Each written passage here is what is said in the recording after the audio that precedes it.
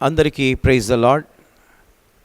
ప్రభువునందు ప్రియమైన దేవుని బిడ్డలారా, తిరిగి మనము దేవుని వాక్యాన్ని ఆత్మీయ ఆహారముగా భుజిద్దాం, తెలుసుకుందాం.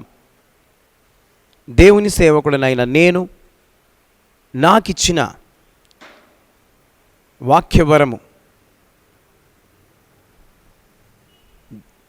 ద్వారా నేను మీకు బైబిల్ గ్రంథంలో నుండి కొన్ని మంచి ప్రవక్తలను మీకు పరిచయం చేస్తూ బోధిస్తూ ఉన్నాను. ఇది దేవుడు నాకు ఇచ్చిన ఆధిక్యత. ఓబద్యా గురించి మనము ధ్యానిస్తూ ఉన్నాం. రెండవదిగా గర్వాన్ని ఖండించిన ఓబద్యా.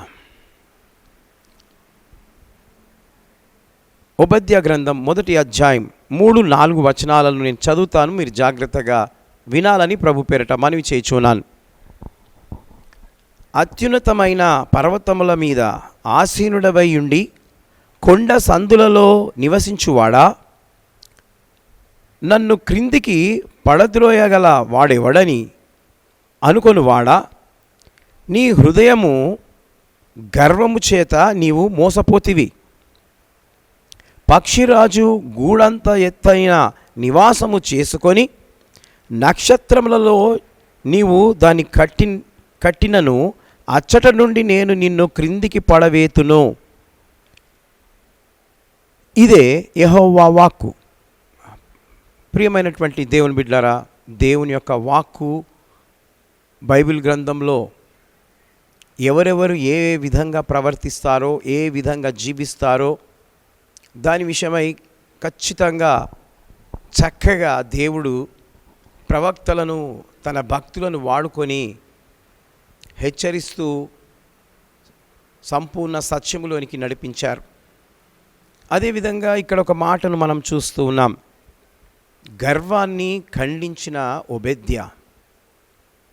మనుషులకు ఎప్పుడండి గర్వం వస్తుంది? గర్వం ఎప్పుడు వస్తుందని అంటే, వాడు పేదరికంలో నుండి ధనము ఎక్కువ సంపాదిస్తే వాడికి గర్వం వస్తుంది. స్థలాలు, పొలాలు, ఇండ్లు కొనుక్కుంటే, కట్టుకుంటే గర్వం వస్తుంది. బంగారము ఉంటే ఎక్కువగా గర్వం ఉంటుంది. అదేవిధంగా దేవుని బిడ్డలారా, ఈ గర్వము ఎక్కువగా ఒక మనిషిని పొగుడుతూ ఉంటే ఆటోమేటిక్ వానికి గర్వం వచ్చేస్తుంది.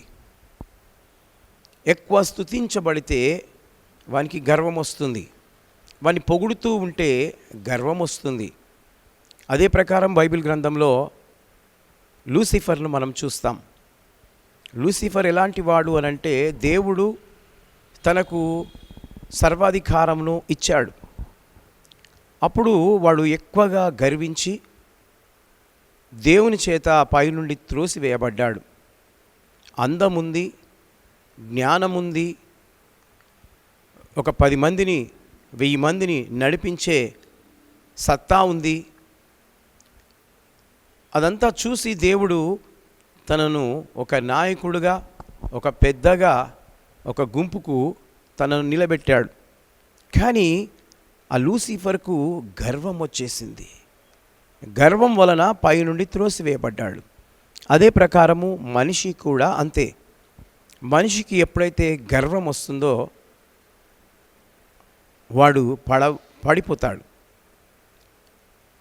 కొద్దిగా తెలిస్తే నాకు అంతా తెలుసు అనేసి ఉబలాట పడుతూ ఉంటాడు, ఆరాట పడుతూ ఉంటాడు. నేను చదవగలను, పాట పాడగలను,